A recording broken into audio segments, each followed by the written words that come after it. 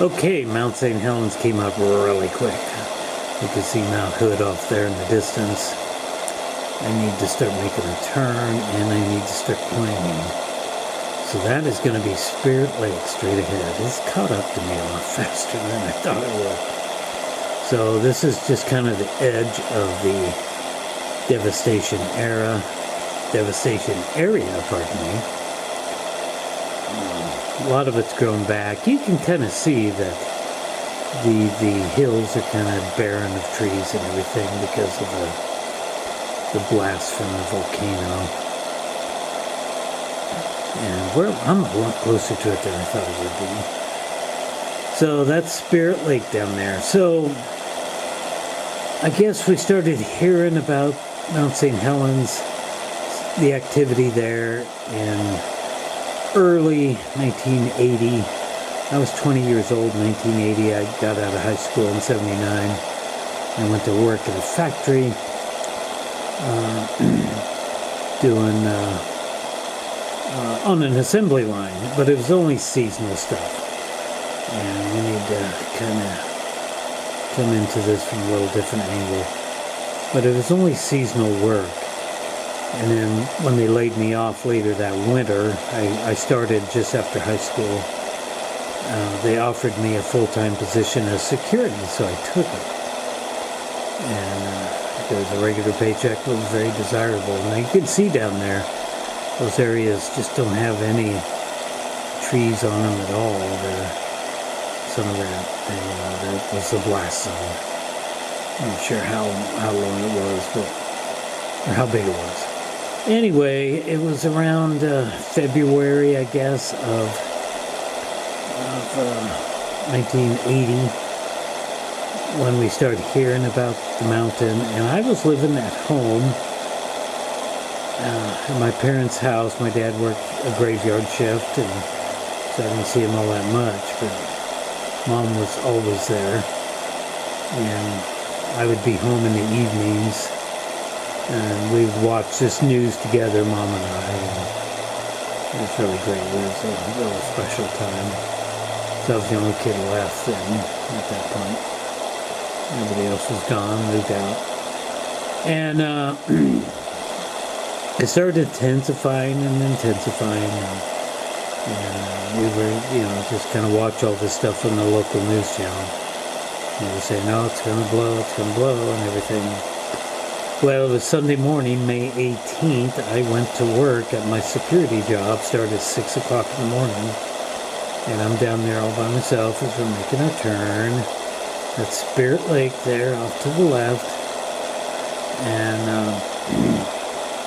or what is now Spirit Lake, it's changed. And it was about 8:30 that morning, and it was a quiet Sunday morning, and I was out there.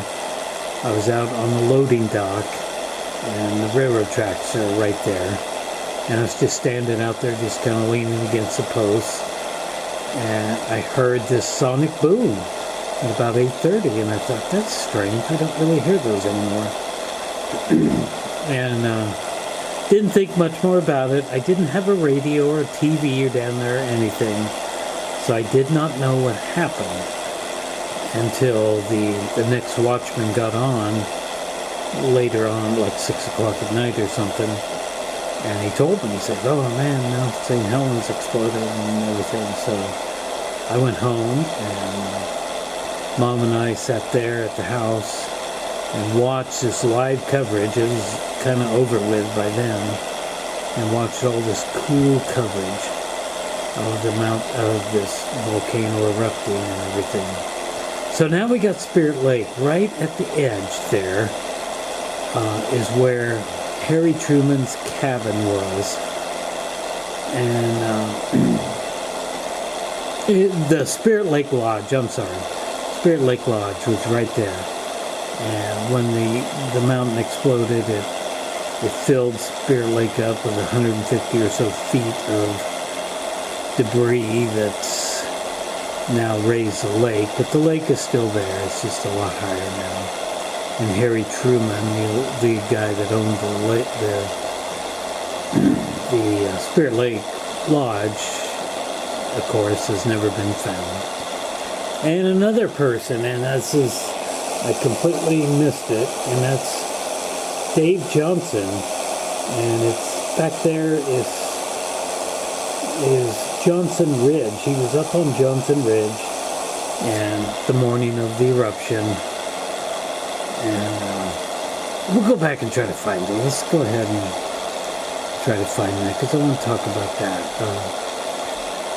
Dave Johnson was there that morning when it exploded, and he was just kind of watching things. He was a volcanologist, and he was just kind of keeping an eye on things.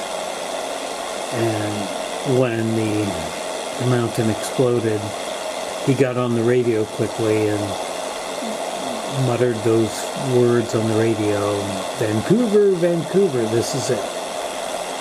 And then he was never heard from again, and he's never been found. He was up there in a camping trailer, parked on this ridge. I believe it's going to be right in front of us. It's now the Johnson Ridge Observatory, and it's where the volcano cam is at. I think it's going to be straight ahead. We're going to try to fly right over. When they were building the road to the ridge some years later, they found actually parts of his trailer that he was living in. I think that's going to be right in there where you see that little road, if I don't crash the plane.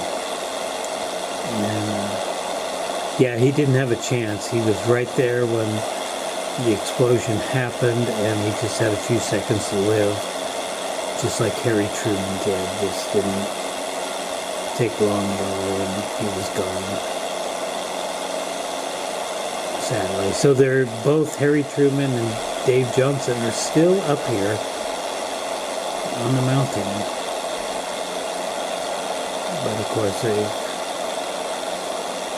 their remains will never be found, probably. Harry Truman would be 100 or so feet. Oh, don't crash. 100 or so feet beneath what is now Spirit Lake. You know, I don't know if that is Johnson Ridge there, if I have to go back even farther, but it's somewhere up in here. If you drive up there, let's see, if you drive up there, you can drive to basically the spot where he was at, Dave Johnson. I'm a little lost now, but that's okay. So let's turn around and fly back over the mountain.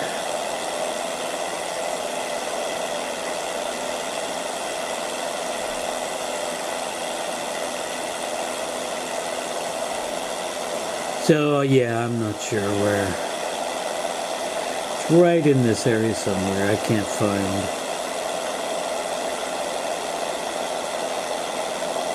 The observatory. Should be right about in here.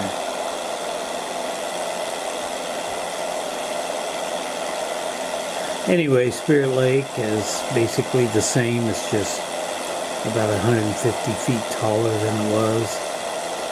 And Harry Truman and his lodge are somewhere down underneath there. Okay, I just found the observatory. See the road there? This is Johnson Ridge right ahead of me. That's Johnson Ridge, and we're about to fly over the closest point you can get to it by car. This is approximately where Dave Johnson was at when the volcano erupted, and he just had minutes to live. You can see it right there. There's the observatory down below. Oh, am I going to crash? Oh, goodness gracious. And then, oh my goodness. Once this plane gets out of control, it really gets out of control. So this area was extremely destroyed by the volcano. And now straight ahead is where Harry Truman's Spirit Lake Lodge was at, much lower. It was completely destroyed by the eruption of this majestic mountain.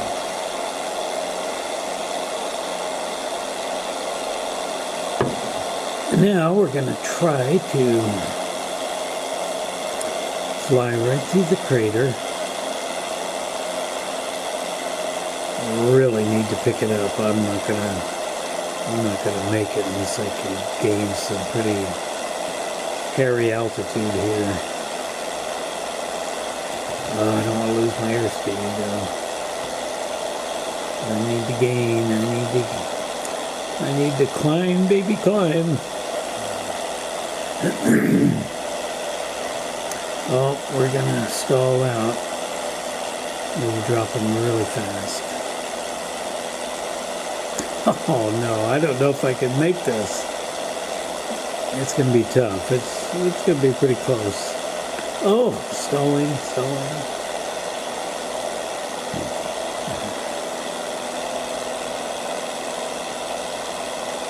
Oh my goodness, look at that. Look at the caldera there. Oh, we're gonna stall. Come on, baby.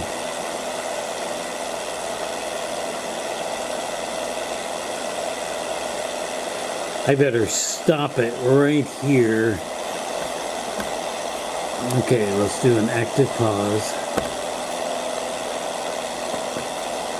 Okay, we got the active pause going.